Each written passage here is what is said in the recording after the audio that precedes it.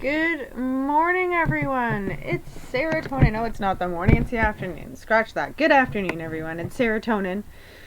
So, you haven't heard from me in a super long time because I'm sure I've mentioned this so many times to you guys before. I struggle desperately with technology. I think it's actually an energetic choice that I've made to hate technology and robots and whatnot, and so they hate me back, and we basically are locked in a sort of, I don't know, standoff at long periods of time. Anyway, I wanted to talk to you today, super quick, just about a couple of things that have been floating around my head. So there's lots of stuff to keep, a check on in general and stuff, and I've been really listening a lot to language. I've been really trying to avoid. I mean, I'm having a lot of fun watching all the news and stuff and seeing how everything happens. But I've been listening to this girl. Her name's Becky Barron, and she has a YouTube channel called Find the Light RB.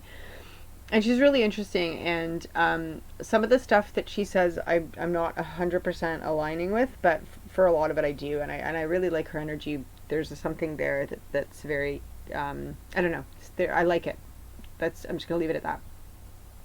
So one of the things that she was talking about, she has a whole Patreon thing where people support her and can get healing, and also ask questions. And occasionally she puts these questions, these Q&As that she does on her YouTube channel.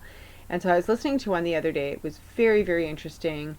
And she was talking about, I'm trying to remember now exactly what the words were. Okay, so the question was, as we get closer to Christmas, so first of all, she's talking about basically her gist of everything is that the matrix is falling, and that it's falling and falling apart on its own.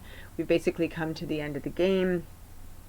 Things have been progressing for quite a long time, and that we are in a construct, which I totally align well with, and that there are people who created the construct she refers to as the Watchers. Now, what we're seeing play out as the deep state and the two sort of bloodlines, they're sort of two big factions of the deep state. These are basically the Watchers. And so the Watchers have created this construct that we live in. We're an experiment. We're in the 4th year of this experiment, which is, and each year for them is like a lifetime for us. So just the same way that we have a different lifespan than an insect, we are so tiny compared to these people that 100 years would be like a year for them, or thereabouts. I don't exactly remember what the ratio is, but anyway, so we're ending the 4th year of the experiment. This is the 4th experiment, and every time they finish an experiment, they destroy it and they start again. So they're wrapping up this experiment, but apparently what is happening is we're in new territory. We've never gotten to this point before where we're actually becoming aware of the construct, and we're actually able to leave our bodies. It seems that we have been under attack, and they have used sound to glue us into these forms, whereas before we could easily shed our bodies and leave. They haven't allowed us to. And so their two factions are fighting against each other, and apparently Donald Trump represents one of the faction that is really regretful of everything that they have done and the parts that they have played, which is why a lot of people say, oh, well, he's deep state too. But apparently the whole situation is that karma is very, very important, and they have their own creator to answer to, and every time they do something negative, everything else gets balanced out. And so the dark has gotten so incredibly pervasive here that the light and the good and the opposite of evil is breaking through. So for every terrible thing we see, we're going to see a lot more goodness in the world. Because the order of life is to create and maintain balance. It's just how it is. So some of these watchers have become very regretful, and they really want to just end this experiment on a good note. And they want us to be free. They're starting to, if you think about The Simpsons, there's the Lisa and Bart. I think it's a Treehouse of Horror episode where Lisa and Bart together accidentally make life in a petri dish, and Lisa looks after it, and Bart gets jealous and tries to destroy it. And this is basically the story of the gods of Enlil and Enki, I think they're called. Anyway, very, very interesting stuff. So in all of this, I'm looking at this particular Twitter feed, this person, and these two ladies here. So his wife, their mom, she's very interesting. I really like a lot of what she posts. I would also say that Adam Foreman on here is really good. I also like Hannah Helms. I also like Bud Wiley, or Willie, Willey. I think that's pronounced Willie. And this president-elect Red Eek Q Fox Mama Kraken. I think she changes. I think things got added on all the time. Anyway, what's really interesting is these guys are all part of the Yellow Rose for Texas kind of crew. And what they have been saying lately, and I think this is pretty amazing. So this is apparently a photo of a number of photos here, but this is what we actually live in. This is a virtual artificial holographic, I can't remember, habitat, virtual artificial habitat. I can't remember exactly what VAW stands for. Oh, virtual artificial hologram, it says here, up here, if you can read that extremely tiny rating. And one of the things that you'll notice if you go on the Yellow Rose for Texas videos, she often puts a yellow submarine. So here we are. We all live in a yellow submarine. Pretty incredible, hey? So what caught my eye on this was actually this quote here. It says, "Here, Adam, you have a new world here, patterned after the old one where we used to live." And so what Yellow Rose for Texas talks about is that we actually used to live in heaven, and what they did was they created a copy and stole us from our source, our creator God's heaven, and stole us and put us in this thing which mimics the world that we live in, and we were taken through the eye and into the abyss, into the underworld. And this is where we're residing. We've been separated from our families who are waiting for us, and this is what we will be returned to once we are allowed to leave. And people can say, well, I see so much destruction around me, and if you've been awakened to, I'm going off on tangents. If you've been awakened as to what's going on around us, with the whole corona thing and just the election and all of that business, there's so much symbolism, first of all, in all of this, but that just being awakened isn't enough. You have to live from the heart. You have to be heart-centered and love-centered in order to leave here, because timelines are splitting. And as we get closer to Christmas, which is when the things are really going to start picking up, and really moving forward. Apparently, I don't know. I'm not one for time. I think time is such a construct of our monkey minds that we don't really, we can't put a date on anything. But anyway, as we move forward, the timelines are going to separate, and it's not the awakened will be separated from the asleep. It's the heart-centered will be separated from those who are living in fear. And so what Becky was saying, and I'm so sorry, I'm just all over the place with all of this, because I literally haven't done a video, as you guys well know, in weeks and weeks. So what Becky is saying is that, just because you're awake doesn't mean you're going to end up on the positive timeline, so to speak. And that there will be a lot of what a lot of people refer to as the sleepers, who will wake up or suddenly become aware that they're on a different timeline, that things have moved on. And there's going to be a lot of awakened people who will find themselves dealing with more and more fear and more control, and more anger. And so part of the concern is like, well, what is the Q movement all about? Is it really there to liberate us, or is it there to make people angry? And if being awake isn't the only thing, then it's just very important. And I have nothing against any of this stuff. I really, I'm really still kind of feeling my way through a lot of this stuff, but I do see that really choosing to be heart centered and go from a place of love is kind of the best option at this point, and not to get to fall into the fear. So as awake as you can be about all of the corruption, about the election, and the corruption around this virus and stuff, I think it's super important to remember that at the end of the day, it's about living from the heart, and not falling into any kind of anger. So it's not that you can't watch any of this stuff or be aware of it, but if it's making you angry, if it's upsetting you, if it's making you want to fight and shout and scream and that kind of stuff, then just be careful what you wish for. Just be careful what we're choosing right now. And at the end of the day, the choice is yours.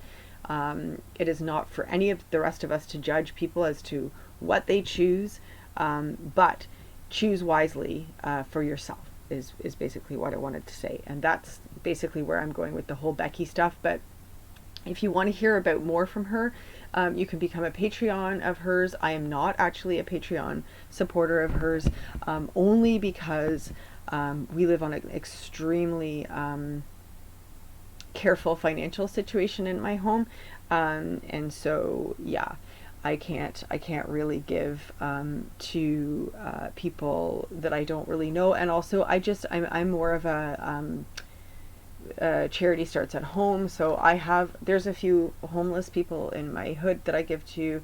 I'm more likely to help support my family first, because they need it. So that's just me. That's just how I run things. But anyway, I thought this was very interesting. This really caught my eye. Adam, you have a new world here patterned after the old one where we used to live. And so what I did was I actually just copied and pasted this into Google, and I came across this, which is called the LDS Endowment, which I found very, very interesting. And so I'm not necessarily saying anything about religion here, but I will say this. It's becoming more and more apparent to me that Catholicism is nothing to do with actual Christianity. It is one of the hijacked versions of, they call themselves Christian, but I was raised Roman Catholic, so I can say that from a place of experience.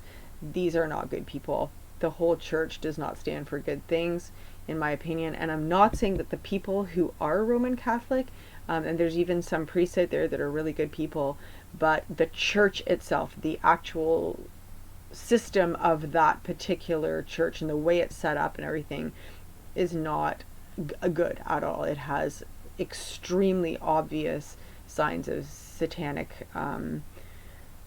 dealings and Luciferian dealings in there. Anyway, so what I wanted to say about the LDS, I never looked at LDS. This, I believe it stands for Latter-day Saints. I never looked at Mormonism. I don't necessarily think any religion is good, but there's so much information in all of this and so much stuff that's suppressed. So this is highlighted here. This was the last thing I copied and pasted. I actually sent this to Yellow Rose for Texas. Oh, you can see she's just posted it right there for me. But it says here, okay, so please note this text represents the endowment as it was performed prior to 1990. Significant 1990 revisions are explained in the footnotes. I haven't gotten that far in here, but I do know I've read in so many different places that 1993, 1994 was a turning point towards darkness on our entire globe, towards the New World Order. Not that they weren't doing things massively before then, but it's when things really started to kick into high gear. So the gods withdraw. Let's take note. This language is really important here, and I know you guys that have been part of my channel for a while know that I'm very big on etymology. And there's so much going on, and English, I believe, is the most trapping and cursed language. The modern English, not old English, but the English that we're all speaking, the English that's taught globally, is fraught with issues and spell casting and trap. So yeah, there's a lot to be careful of. And I do think that accents play a really huge part in what we see and hear, and vowels are really insignificant. And you'll notice too, there's a trend right now in advertising where they remove vowels completely from everything. And I think that they really have to show their hands right now. They're not allowed to continue the game without showing the hands that they've been dealt. And when you think about the way accents work in English alone, I mean, the English language and English speakers have such a variety of accents, and it to the point that, if you speak to someone from like South Africa who speaks English, or someone from Texas, and someone from Liverpool, and you listen to them speak, it's almost as though the vowels have been changed in some of the words. That's how different the accents, that's how vast a difference the accents can create in different words. So for example, the word law, if you speak to someone from Australia, they'll say law, and it sounds like lore, Lore, not Law. And in fact, there's a man called Steve Richards, who's a very interesting man. He has Aboriginal background, and he does a lot of interesting healing. It's called holographic kinetics. And he talks a lot about lore being the real truth, and law being the truth created by the system that we're in. So another one that I find very interesting is they always talk about terrorists, but what if they are terrorists, Terra? There's a lot of people that believe that our planet is called U-R, not Earth, but and there's also people that refer to it as Terra, planet Terra. So terrorists, you might think that, looking after our planet and everything is extremely important, but what if actually this is our planet, and it's true that we were stolen from our real place of residency and taken to live inside a machine, a yellow submarine, and they literally, like environmentalists and people who like the Green Party and stuff like that, literally want us to sacrifice ourselves en masse to save this. So, I don't know any of this. It's just all, my mind is open enough to take all this in, and I see that a lot of NGOs and environmentally based organizations are actually very anti-human. So it creates some interest there. And I don't remember where I saw this, but just while I'm very quickly on this tangent, the Green Party, I remember reading somewhere a long time ago that certain cultures view green as the color of Satan. And I'm just, yeah.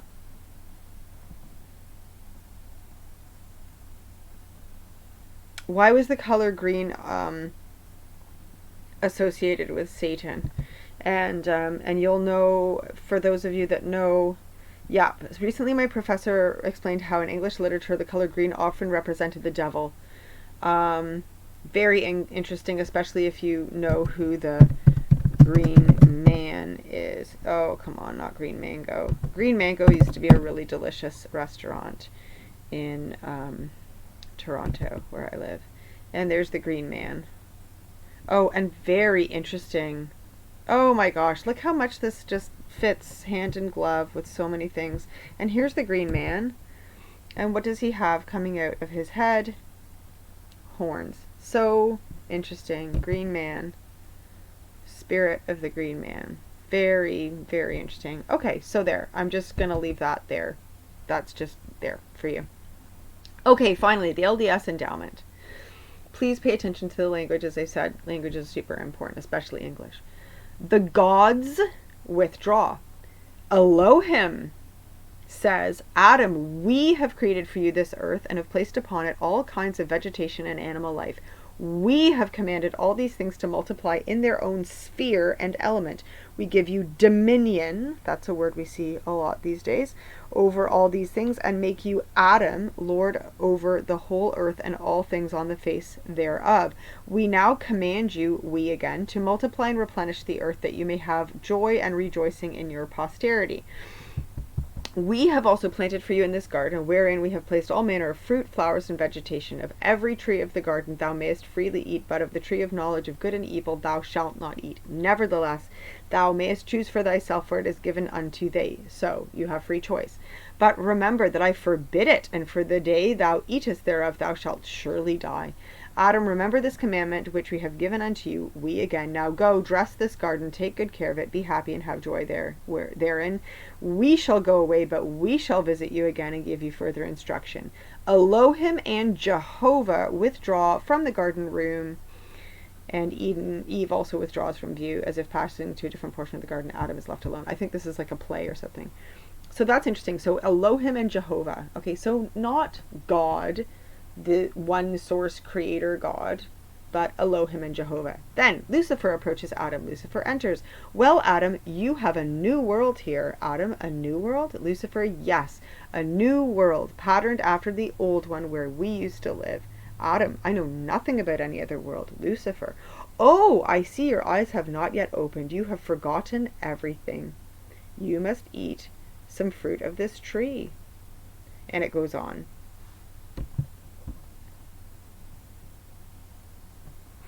This is very interesting. It goes on. It's quite a long piece. There's so much, but I've got potatoes in the oven, and I got to go and take care of that before I burn my lunch. And it's been a pleasure talking to you guys. I've really, really missed making these videos. I certainly hope that this has sparked some interest. And now that I've finally got my stupid OBS to work again, you have no doubt that I will try to make some more videos. So with that, I bid you a farewell for the day, and I hope you have a wonderful day wherever you are. And I've been listening a lot to Gina Marie Colville. She's really cool on YouTube, and so one of the things that I really like that she says is, from my heart to yours. So from my heart to yours, I hope you have a wonderful day, and thank you so much for listening and watching, and I'll be back soon. Okay, bye for now.